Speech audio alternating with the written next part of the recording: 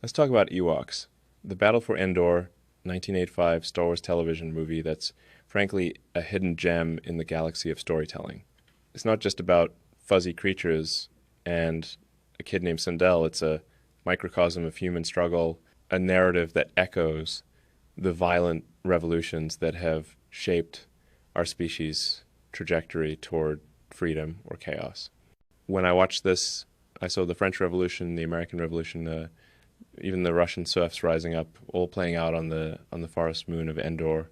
Let's break it down scene by scene and see how this little film accidentally captures the raw energy of humanity's fight for liberty. First, the opening.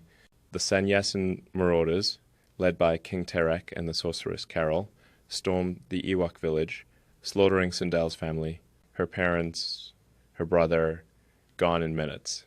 This is brutal, like guillotine level brutal. It's 1793, Paris, the Reign of Terror, where the Jacobins didn't just ask for change, they took it. The marauders are the old regime, the aristocracy hoarding power, or in this case, a stolen power cell they think is magic.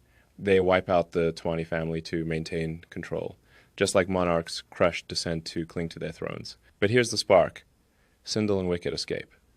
That's the people, the downtrodden, slipping through the cracks of oppression, ready to ignite a revolution. Now, when Sindel and Wicket flee into the forest and meet Teak, that fast little critter, and Noah, the grumpy hermit played by Wilford Brimley, it's like the American Revolution, 1776.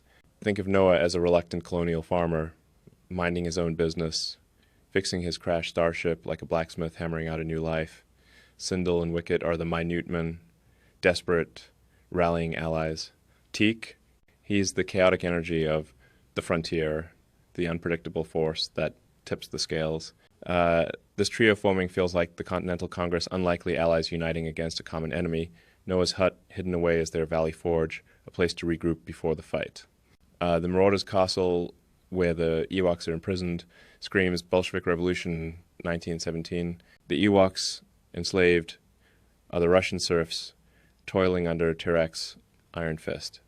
That power cell they stole, it's the Tsar's wealth, hoarded while the masses starve.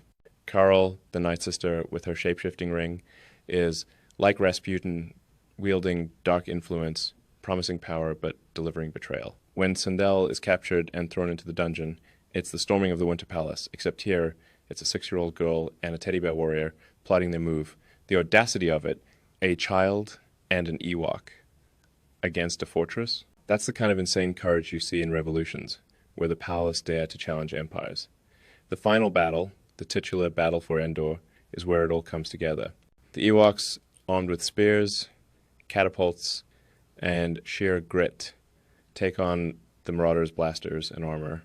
This is Haiti, 1804, the enslaved rising against Napoleon's forces, using guerrilla tactics to outwit a superior enemy.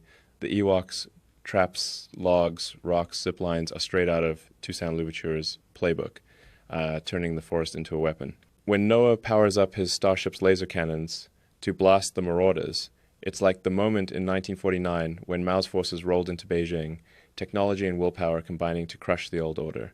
And Wicket killing Terek to save Sindel, that's the execution of Louis XVI, the decisive blow that ends the tyrant's reign. But here's the kicker. Revolutions aren't clean.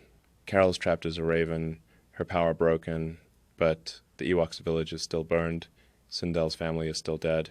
This isn't a fairy tale ending. It's 1789 France, where liberty came at a cost.